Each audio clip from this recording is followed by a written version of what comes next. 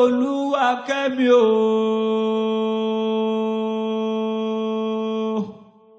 Ọmọdé ayáde onílọ́dún rẹ̀ gbéra ńlẹ̀ òdìdé pírí lólogójì.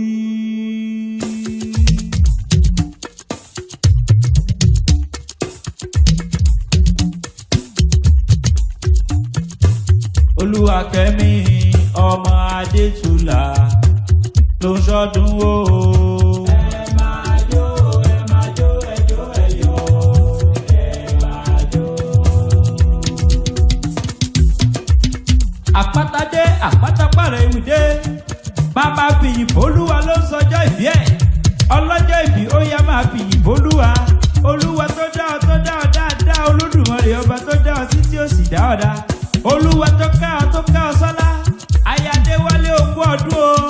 Màmá fìyìn màmá Abdulrahman. Arẹwà láàrin obìnrin. Débẹ̀ rí bó ti mọ́ lólóló bí ẹja tí gbénú omi bó ti kọ́ tọwọ́ tẹsẹ̀ bí ọ̀lẹ̀lẹ̀ àwọ̀. Ọlọ́jọ́ ìbí máa gbẹ́sẹ̀ kó máa tọ̀ sámọ́lẹ̀. Orí rẹ̀ kádùn ojú rẹ̀ lọ́dún àbọ̀ dúpẹ́ lọ́wọ́ Olódùmarè ọba dáníwálé ayé. Èrò ó yẹ já lọ olóríire ló sọjọ́ ìbí. Ó yá nílé arẹwà obìnrin ọlọ́jọ́ ìbí tòní àgbẹ̀jẹ̀ fọ́kọ̀ mọ́lẹ̀ jú koko. Ọmọ alábẹ́ náà sáásí Olúwa kẹ́mi sọ́lá. Ayádéwálé ọmọ Adétúlà. Ayádé ọmọdé. Ó yá máa wọlé má gbẹ́sẹ̀ lẹ́yọ kọ̀ọ̀kan òní lọ́dún rẹ̀. Ọdọọdún ní sápó rúwẹ́ ọdọọdún lérò wá wà. Ọdọọdún la ó máa rí ọtọ ó máa yẹn fanda níwájú abínú ẹni. Àmọ́ bí ọjọ́ arẹwà láàrin obìnrin. Adára lẹ́wà bí Ọ̀ṣun àrímọ̀lẹ́ lọ́pọ̀lọpọ̀ akọ àwò padà sẹ́yìn. Àfojú yoyoyo bí iná lẹ́ ọmọ lọ́wọ́ mọ̀dẹ́ báwo lẹ̀ máa rọra. Onígbàgbọ́ òdodo. Aya mùmínì òdodo. Aya owó labí Adéwálé. Owó labí tí mo rí tí mo bá ròde. Ọmọ owó létò jẹ́ ń bèrè tó kó. Aya Ìbàdàn méjì ọ̀gàn ló sọjọ́ ìbí. Aya gbẹ́sàsẹ́ ògùn mọ́sá. Aya gbọ́ yàyàmọ́yà. Aya òkè gúlútú ibi wọ́n tí kò sábàrì nílé ọkọ rẹ̀. Ọmọ lọ́wọ́ mọ́dẹ̀ mọ́ ń dọ́ o. Ìwọ ni mọ́mísì fìyìn f'Olúwa.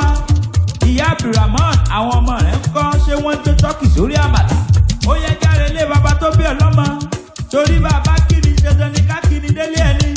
Ọmọ lọ́wọ́ mọ́dẹ̀ àìjẹrẹ ẹdùn mọ́ ń gbé nínú ẹnu mi. Ọjọ́ tẹ́dún rọ́mọ lọ́wọ́ ẹdún pọ̀nà fọ́mọ lọ́wọ́ ẹdún rọ́mọ lọ́wọ́ ẹdún borí igi lọ. Ẹdún rọ́mọ lọ́wọ́ ẹdún sọmọ lọ́wọ́ lóore. Ọlọ́jọ́ mi ṣó rántí. Olè tẹ́dún sọmọ lọ́wọ́ níjọ́sí. Olóòpà tọmọ lọ́wọ́ kì í fi ń jẹrẹ ẹdùn tòní olóòní ò tó yé mi yéké ni. Ọmọ lọ́dún gbogbo máa ń gbé nínú ẹnu mi o. Tẹ́ ẹ bá sọdún gbogbo pápẹ́ ni kí o gbọ́dọ̀ dé fìlà. Ìyálàyẹ ni kò sì gbọ́dọ̀ wégele. Ìwọ lọmọ lọ́jà mẹ́ta kan náà lọ́rìjọ́. Òrìjọ́ kan bá lárí gidi. Wọn lárí ṣẹ̀. Wọ́n wá náà wà tàṣẹ kẹta. Ọmọ àwọn àgbàgbà ọ̀wọ̀. Àwọn àgbàgbà ọ̀wọ̀ wọ́n tò lọ́wọ́ ọ̀wọ̀ lọ́sàáfíà lọ́wọ́. Wọ́n mú ọ̀wọ̀ lọ́wọ́ wọ́n wá sọ ọ̀wọ̀ láti bẹ́ẹ̀ lú ọ̀wọ̀ mọ́ tónítóní. Olúwa kẹ́mi sọ́lá ọmọ níyì káyé bí òrìṣà òkè. Ọmọ olówó ṣẹ̀báyé máa wò lẹ̀ máa ra. Ó sọdún èyí ó ṣèmí ìsí. Ọwọ́ kókó la fi ń wogi. Ọwọ́ àfin la fi ń wo òrìṣà òkè.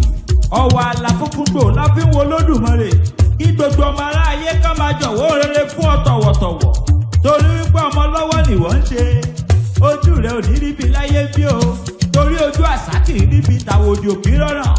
Orí olórí ò ní gbà ṣe rẹ ṣe. Kéwékéwé ayé kò ní gbọmọ lọ́wọ́ rẹ. Gbogbo yẹ̀yẹ́ rẹ ni ó da yẹyẹ. Ó kú ọdún okú yèdú Ayádéwálé. Ó sọdún èyí ó ṣèmí ìsí. Happy birthday to you Olúwa kẹ́mi sọ́lá. And we all wish you long life and prosperity. Ìgbà ọdún wà mí ni. Tọ́ba wa béèrè wípé ta ló ń kọ́ni ewì fọlọ́jọ́ ìbí. Ẹ sọ fún ọ pé àpáta ewì ni. Tí wọ́n bá fẹ́ kàn sí mi, ẹni kí wọ́n pè mí sórí nọ́mbà sáìdì tọ̀dọ̀ tèmi. Gbogbo ìlàpá ó níbi tá a forí mi sọlẹ̀ sí níbi ojúmọ́ ti mọ́dé gbogbo ilẹ̀ kílẹ̀.